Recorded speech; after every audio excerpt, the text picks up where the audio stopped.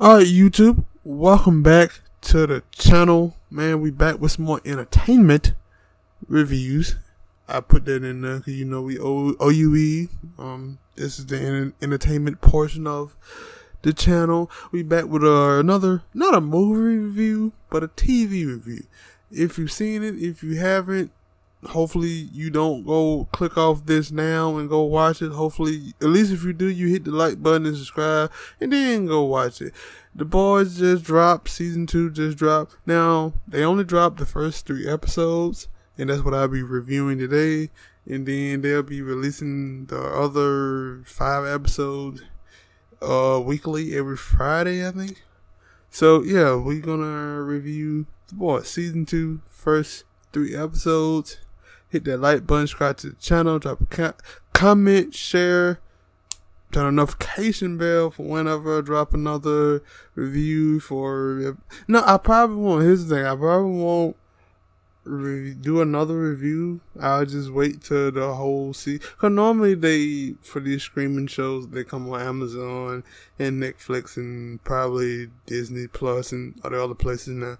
They normally drop all the episodes at once. They don't just come out every week. So I'll just do a whole season as a whole, because I feel like it's better. I can get a better sense of, because watching the episode, I can get lost in the episode and only come out with like small things.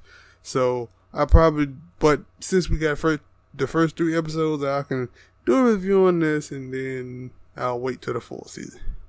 But anyway, first episode, basically kind of like a reintroduction to the Boys cast in a way.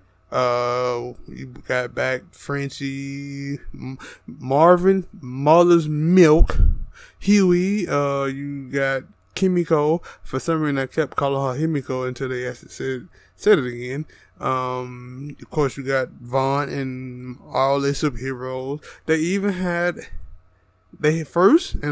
after they did that, they did had a nice little, I won't say, it wasn't too much of a fight scene, because we just seen him being very stealthy, black noir. I don't think we saw too much of him in the first. We seen him, but we didn't see too much of him. And then we got a good little nice piece of action from him.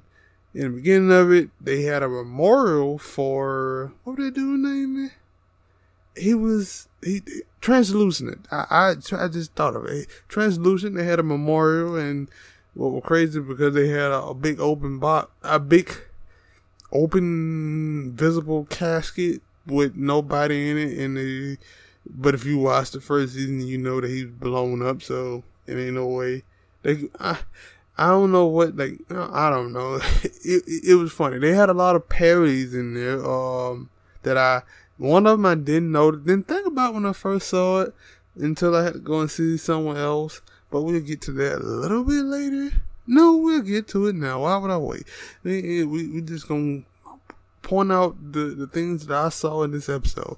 You had a Daredevil parody with the character Homelander, and the actor who plays Homelander, I think his name is Anthony Starr. He does a great job playing Homelander. Every time I see him and he has some interaction with other characters, he make me want to just jump to the screen and punch him in his face. He does a really good job playing our ass of a superhero. But I mean, mostly I think you probably have 3 out of the 7 heroes are like total jackasses.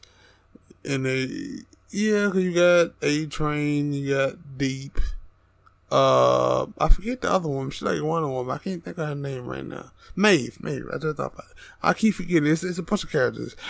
She's don't seem like she's so much of an ass. It's just more that she was with Homelander make her do things that she don't want to do. But now they reintroduced, I think in the second episode, they introduced a new superhero. But one of the possible superheroes they were supposed to introduce, and then Homelander basically ruined his whole life and career, was Blind Spot. Blind Spot was a parody of the character Daredevil in the Marvel universe. But then they also, I think, as another superhero that is kind of like being like I won't say a mentor, but like he's trying to help him out. I forget his name, but he kind of like, I won't say he's a Hawkeye, parody of Hawkeye. I would say he's a parody of any bow and arrow wielding superhero in DC and Marvel. Cause that's what it is. He don't have no superpowers. They finally got the, what is it? Compact V, something like that, whatever it is. The thing to turn people into superhero, they finally, Starlight, in a way, finally found some Compound V. I did say it right. Compound V finally got some of that, so she told the media, and now that is out. But I really don't know how. I want to see how that's gonna go. I really want to see how Vaught switches that, because it kind of looked like a win for the superhero, but then again, at the same time, because it happened so early in the series, it happened like in episode 3, so it's like we got introduced to Chemical Brother, but I think in the second episode, or at the end of the second episode and beginning of the third episode, and that's how he didn't last past that, and that he didn't last past the third episode. He was mercifully murdered by, I won't say murder. I thought what I thought was gonna happen didn't happen. I thought the new hero that came about, Stormfront, I thought that she was gonna rip his freaking head off, but she did not. She kind of like choked him out or whatnot. Yeah, it seemed like the relationship between Huey and Stormlight is a little bit rocky. I could have sworn I thought they said she was pregnant in the first season. I could have sworn I thought they said she was pregnant, but in this one it seemed like she's not. Or I know they got a rocky relationship, but I could have sworn that was supposed to be the storyline going to the second one. But maybe I'm remembering wrong. Maybe I'm confusing it with some other show. They really didn't get into Homelander and Butcher, like what happened. Like they did, but then I thought it would be more. But it seemed like it was just like, hey, he brought Butcher there, showed him that his wife was still alive, and then that she had a kid by him after he raped her, and then took him and dropped him off in some parking lot in Fort Wayne. I don't know what it is. If you know what it is, somebody let me know down in the comments. It sounds like it's somewhere off the coast of California or something. I don't even know what it is. I think this show takes place in Boston. Or it's filmed in Boston. I don't know if it takes place in Boston. Vaught is under the new management by Giancarlo Esposito character. I don't remember his name.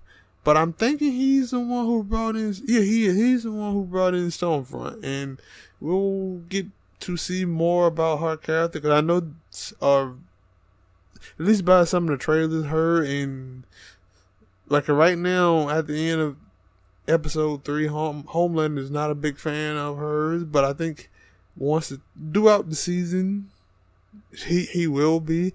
It kind of like right now, Starlight is kind of like a big fan of her because of Stormfront, because she's very open and says what she feel. Now I know the character in the comic book is actually originally a dude, but they changed it up, and I'm feeling like I haven't read the comic book, so I wouldn't have no say about or feeling about it. But I like it that she's doing. I think the character doing a good job. It's a lot of things I want to see going forward. Like they are showing things between Becca and the kid. Can we give Homelander we can get him a bunch of awards. We can get him the worst father award, the worst superhero. Worst superhero, because he's a superhero. You probably give him the best supervillain award. You give him a bunch of awards, but the man threw his kid off of threw it. I mean, but it worked though. He threw the damn key off the roof of the thing, basically to let him tap into his powers. And I don't really understand it. Hopefully they go into that more, because I'm like, yo, he just want a companion, or like, I don't know. I'm confused about that part with Homelander and his son. I don't like. He wants something to be. I mean, he has. I don't know. I'm confused, because I don't know if he wants something to be his, or he want a companion, someone who is strong as him. Because it seemed like he liked it, Maeve, but then Maeve wasn't as strong. She wasn't as like durable or whatnot as him. So I don't know. But he did have a moment where his son bucked up at him as he put his hands on his mama. So we'll see. Like, I was really hoping that they didn't kill Kimiko, brother. And I didn't quite get that in the first season, that Kimiko was a superhero or from Compound V, but she actually has super strength. They had a nice little, it wasn't too much of a fight scene between her, Stormfront, and her brother. It was okay. It had some okay action. And I think that's the thing, like, with Butcher's group, they don't have any super villain type. I would have thought that they would have tried to either use Compound V or find some super villain, superhero, because it really don't seem like any super villains, period. And I think that would Vaughn and Homelander, they were trying to create super villains, and that way they kept trying to tell, like, they work with the media and stuff and fix it so they don't say super terrorist. They say super villain because people are enamored with superheroes and super villains. So I get that that's why he did it. But those are the first 3 episodes. It's a lot that happened, but it's still a lot more that I'm interested in seeing. That after the 3rd episode, I'm like, I gotta wait another week. I gotta wait till another Friday to see what's gonna happen, and then another Friday after that, and another Friday after that. So, but I think there's a good thing and a bad thing, because you get to build up the anticipation. But at the same time, sometimes not every episode is good. Now, if they can come out with 8 straight great episodes, it will be a great season. They already are renewed for season 3 before this season even drops, so we don't have to worry about it. They're gonna come back for season 3. I know that, what's his name? Is it Jason Ackles? He plays in Supernatural. He's already signed on for season 3. I think Jeffrey Dean Morgan maybe signed on for season 3. Also, that was a somewhat awkward cameo from Pat Oswalt in this, with the dude deep in his fins. I think it's his gills. His fins or gills.